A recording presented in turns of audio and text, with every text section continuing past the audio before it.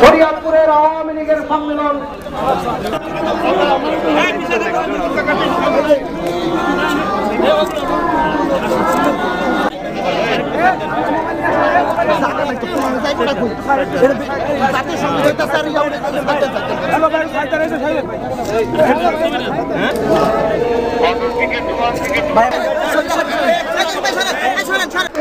তাহলে হয়তো আমাদের ওই 2003 সালের মতো কামনা করি। বন্ধুরা,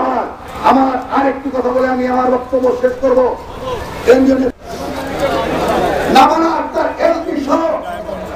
আওয়ামী লীগের কেন্দ্রীয় নেতৃবৃন্দ এখানে উপস্থিত আছেন। আমি যার হাত এই মাদারীপুর শরীয়তপুর আওয়ামী লীগের ঘাঁটি আমাদের মঞ্চ থেকে এগিয়ে আছে। আমরা তো ভাইরা আর যারা শরীয়তের মাত্রা চালা দিয়ে আর উঠতে পারে সেই ধরনের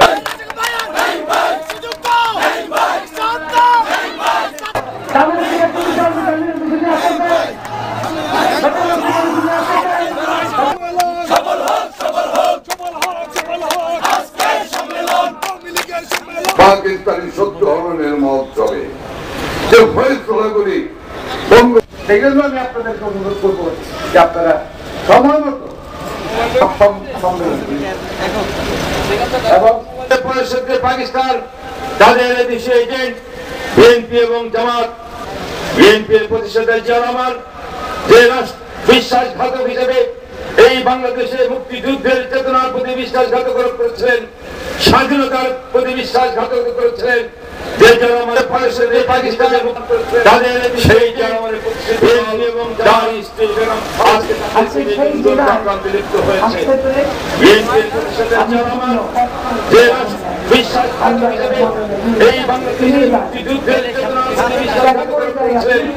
স্বাধীনতার প্রতি বিশ্বাসঘাতকতা করেছিলেন, যে যারা আমার পাকিস্তানের এজেন্ট হিসেবে মুক্তিযুদ্ধে অংশ নিয়েছিলেন, যে জনগণ নিজেকে পাকিস্তান এজেন্ট হিসেবে ৭৫ বার প্রমাণ করেছিলেন, সেই জনগণের প্রতিষ্ঠিত দল তার স্ত্রী বেগম খালেদা জিয়া